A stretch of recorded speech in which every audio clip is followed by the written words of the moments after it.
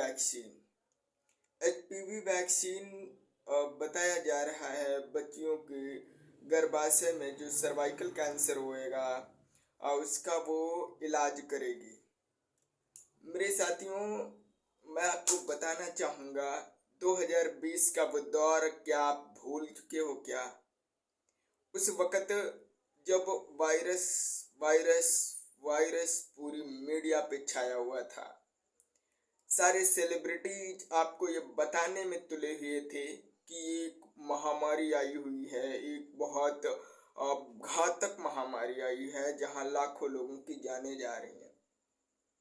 उसका सच तो खैर अब बताने की जरूरत नहीं है, बहुत लोग बता चुके हैं और जहां तक कि आप जान भी चुके होंगे कि वो कोई महामारी नहीं थी, वो कुछ भी नहीं था, वो केवल एक प्रोपागेंडा था।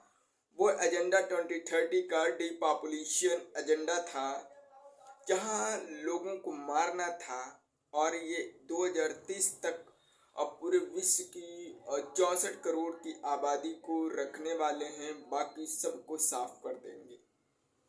जरा आप सोचिएगा, जिस भारत की आबादी 140 करोड़ है उसकी मात्र 34 करोड़ रखी जाएगी। अब आप अंदाजा लगा लीजिएगा कि किस तरीके से ये षड्यंत्र होने वाला। अब वही दरिंदगी फिर से आपकी किशोरियों पर आ चुकी है, अर्थात आपकी बच्चियों पर आ चुकी है।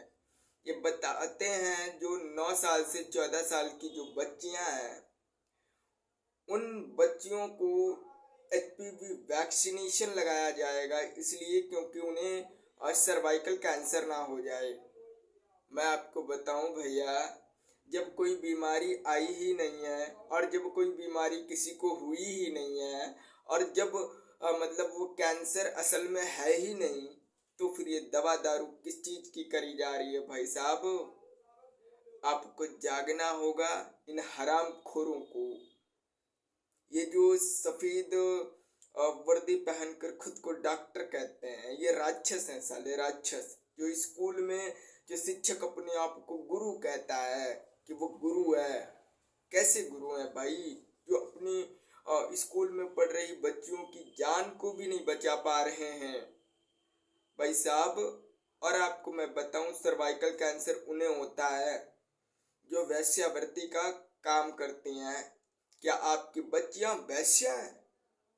ये सोचना पड़ेगा आपको भाई साहब, सोचना पड़ेगा भाई।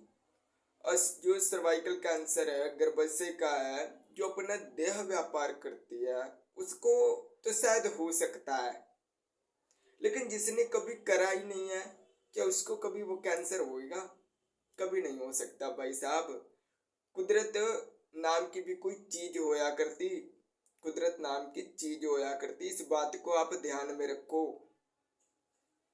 ये जो ड्रामा कर रहे हैं सर्वाइकल कैंसर का, ये कुछ भी नहीं है। ये वही बिल गेट्स है जिसने 2009 में आदिवासी क्षेत्र के अंदर बच्चियों के ऊपर एक्सपेरिमेंट करे थे वैक्सीनेशन के, और उसका परिणाम ये हुआ था कि वहाँ की जो 30 बच्चियां थी उनकी मौत हुई थी। इसी तरीके से एचपीवी वैक्सीनेशन जो आपकी बच्चियों को बांझ बनाने के लिए आ रहा है, आप आपके बच्चों के गर्भाशय नाश करने के लिए आ रहा है। वो ये एक्सपेरिमेंट करते रहेंगे जब तक आप खामोश रहेंगे, जब तक आप उन्हें इजाजत देते रह जाएंगे, तब तक वो ये षड्यंत्र रचते रहेंगे। तो सबसे पहले आपको इनके हर एक खेल को समझना पड़ेगा।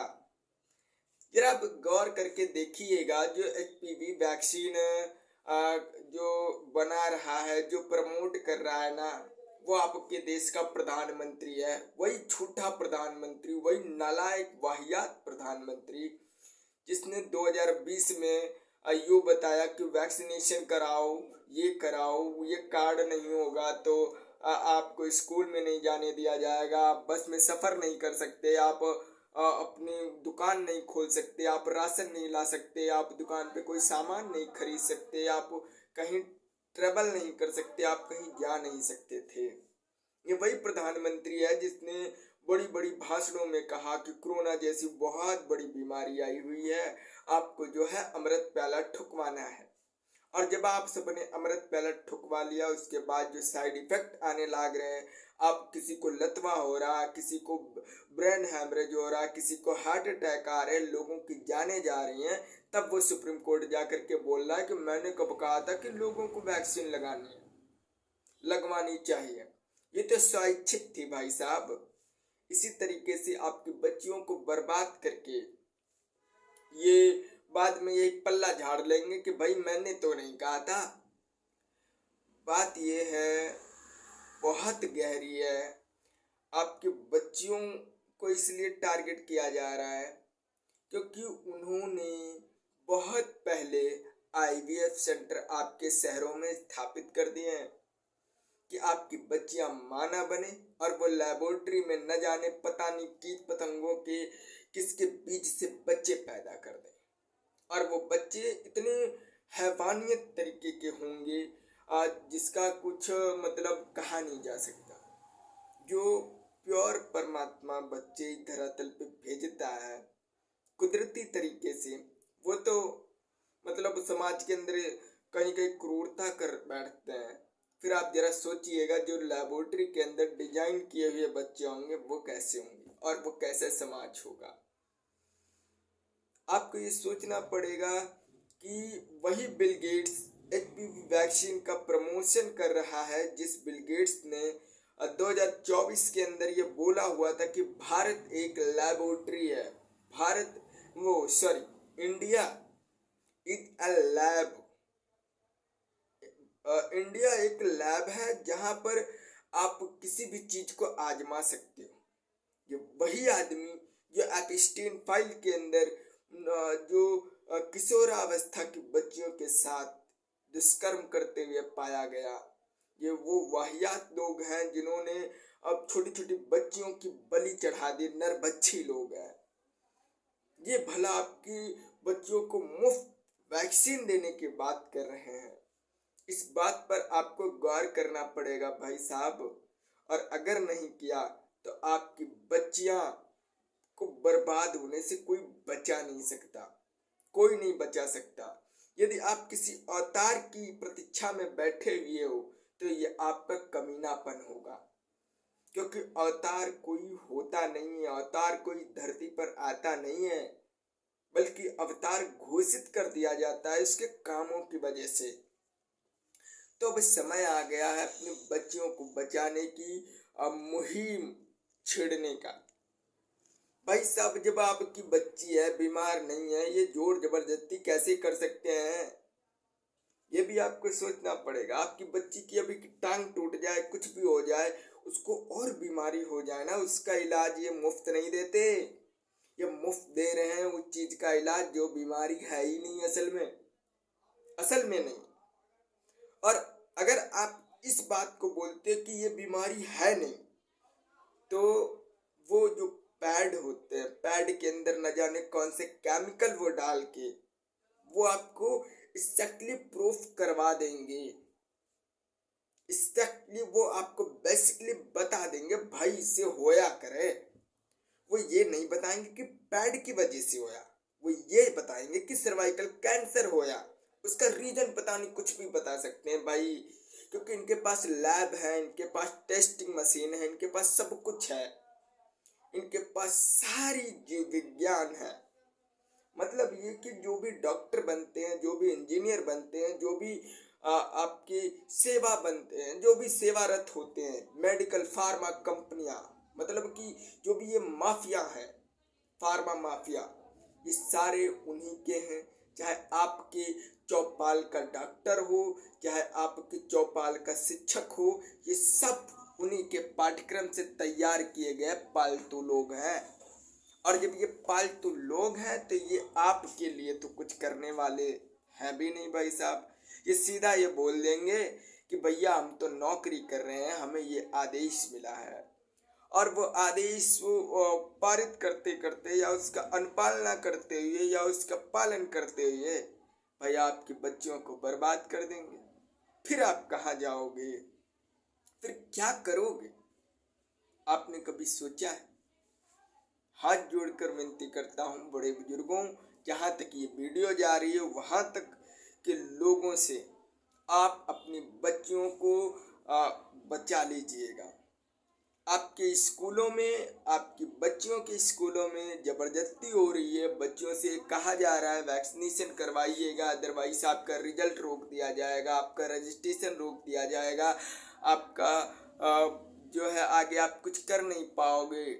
तो भाई साहब, आप उनसे एक रजिस्टर्ड या फिर किसी भी तरीके से स्टाम्प पर या कहीं पर लिखित रूप से ले लीजिएगा भाई साहब, कि अगर आप बच्ची को वैक्सीन लगाते हैं इसके बाद साइड इफेक्ट आएंगे, इसका जिम्मेदार कौन होगा? स्कूल का प्रिंसिपल होगा या कक्षाचार्य होगा या फिर वो डॉक्टर होगा जो लगवा रहा होगा, या माँ बाप होंगे या सरकार होगा या वो बच्चा होगा?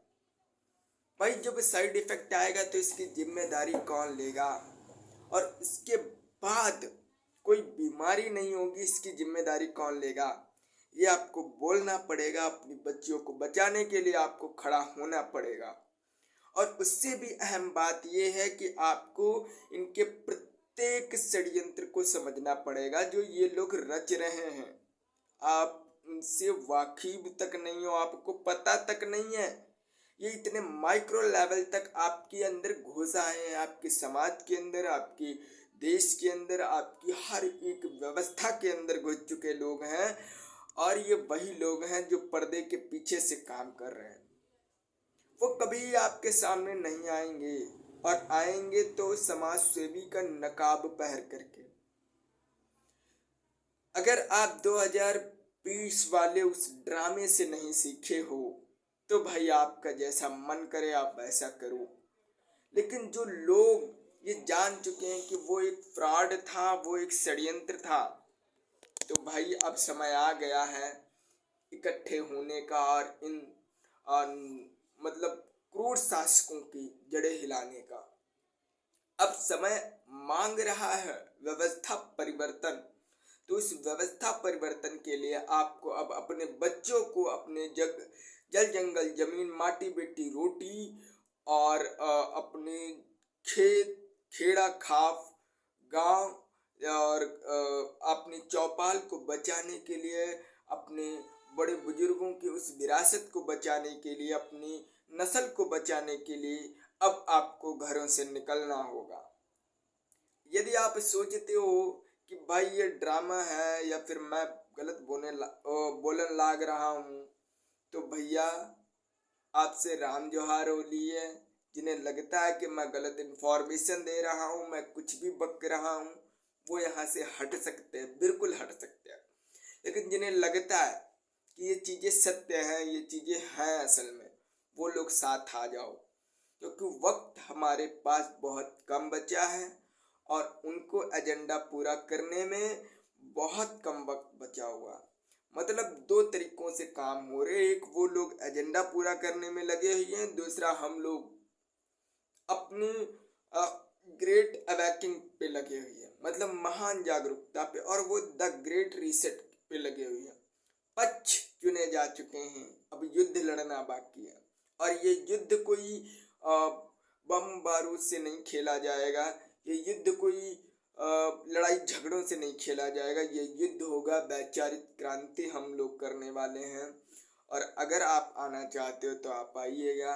वहाँ अपने बच्चियों को बचाने की लड़ाई हो, चाहे रोजगार की लड़ाई हो, चाहे स्वतंत्रता की लड़ाई हो, शिक्षा स्वास्थ्य न्याय राजनीति की लड़ाई हो, चाहे जल जंगल जमीन माटी बेटी रोटी ग्राम खेड़ा खाप की लड़ाई हो, चाहे किसानी की लड़ाई हो, चाहे किसानों के अधिकारों की लड़ाई हो, इन सब को एक साथ मिला करके, ये जो भिन्न भिन्न संगठन निकले हुए हैं उन सबको एक साथ ला करके इकट्ठा हो करके और अपनी व्यवस्था निर्माण करने के लिए तैयार हो जाइए, सजग हो जाइए।